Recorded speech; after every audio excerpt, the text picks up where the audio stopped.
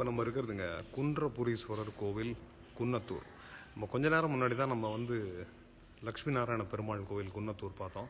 அதே ஊர்லேயே ஜஸ்ட் அந்த கோயிலேருந்து ஒரு கிழக்க வந்து ஒரு 100 மீட்டர் வந்தீங்கன்னா இருக்கிறதா அந்த குன்றபுரீஸ்வரர் கோவில். இது ரெண்டுமே, இதுவும் சரி அந்த பெருமாளும் சரி, சோழர் காலத்தைய கோயில்கள் அப்படின்னு சொல்கிறாங்க. ரொம்ப பழமையான கோயில்கள் இது.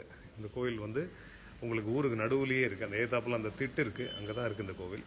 இந்த கோயிலெலாம் வந்து அதோடைய அந்த தொன்மை, அந்த கல்வெட்டுகள்லாம் வந்து கொஞ்சம் காணாமல் போயிட்டதாகவும், இல்லை கட்டும்போது புதுசாக கட்டும்போது அதெல்லாம் வந்து கீழே அஸ்திவாரத்துக்கே போயிட்டதாகவும் சொல்கிறாரு நம்ம குருக்கள். இதை ஆனால் இதெல்லாம் வந்து படியெடுத்து கோயம்புத்தூரில் வந்து அந்த ஆர்கியலாஜிக்கல் டிபார்ட்மெண்ட்டுடைய அவங்களோட இடத்துல வந்து அதை வச்சுருக்கிறதா சொல்கிறார் அவர். ஸோ இது வந்து குன்றபுரீஸ்வரருங்கிறது அந்த பெயர் காரணம். ஏன் இந்த ஊர் வந்து குன்னத்தூர் அப்படின்னு கேட்டிங்கன்னா, அந்த குன்றபுரீஸ்வரர் தான் நமக்கு பெயர் காரணம். இதுவும் ஓரளவுக்கு இந்த கொங்கு நாட்டு கோயில்களை போலவே ஓரளவுக்கு நல்ல நிலைமையிலேயே இருக்குது. அன்லைக் நம்ம சோழ நாட்டு கோயில்கள் மாதிரி இல்லாமல் இது வந்து நல்ல நிலைமையிலேயே இருக்குது இந்த கோவில்.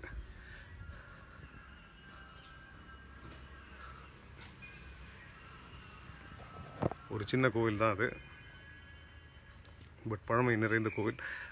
மூலவர் வந்து சுயம்பு மூர்த்தமாக இருந்திருக்கார், ரொம்ப சின்ன மூர்த்தமாக இருந்திருக்கார். அதனால் அதை எடுத்துட்டு இவங்க வந்து புதுசாக ஒரு பானத்தை பிரதிஷ்டை பண்ணி இப்போ இருக்கார். ஸோ இப்போ இருக்கிற மூலவர் வந்து கொஞ்சம் புதியவர் தான். நந்திகேஸ்வரரும் அம்பாள் அகிலாண்டேஸ்வரியும் வந்து பழமையான சிலாரூபங்கள். இந்த கோவில் வந்து பகல் 12 மணி வரைக்கும் திறந்திருக்கும். அப்புறமா சாயங்காலம் 5:45 தான் திறப்பாங்க. ஸோ நம்ம பல கோயிலில் நம்ம நினச்சிட்டு போகிற மாதிரி 4 மணிக்கு சாயங்காலம் வருவாங்க அப்படின்னு நினச்சி வந்தீங்கன்னா வாய்ப்பு இல்லை. அதனால் நீங்கள் வந்தீங்கன்னா 5:45 மேலே வாங்க. 6 மணிக்கு ஒரு அபிஷேகம் இருக்குது, அப்போ வந்தால் அதை நீங்கள் பார்க்க முடியும்.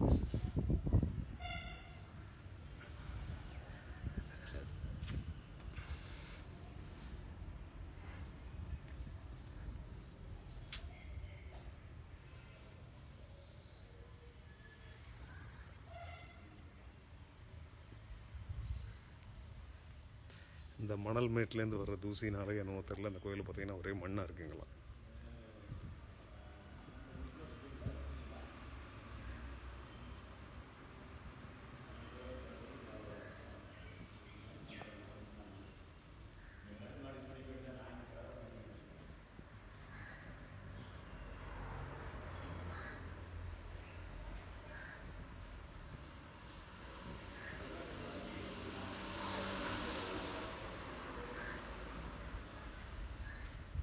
ஸோ இதான் அந்த அரச மரம். பெருமாள் கோயிலேருந்து நம்ம பார்த்தப்போ தெரிஞ்ச மரம் தான் இது. ஒரு வித்தியாசமான வீடு ஒன்று இங்கே இருக்கார். ஒரு 2 பிள்ளையார் இருக்காங்க. ஸோ இதுதான் நமது குன்றபுரீஸ்வரர் கோவில். இந்த ஒரு பழமையான கோவில். இங்கே நேரம் கிடைக்கும் போது வாங்க. அருமையான கோவில் இது. நான் உங்களை இன்னொரு வீடியோவில் பார்க்குறேன். நன்றி.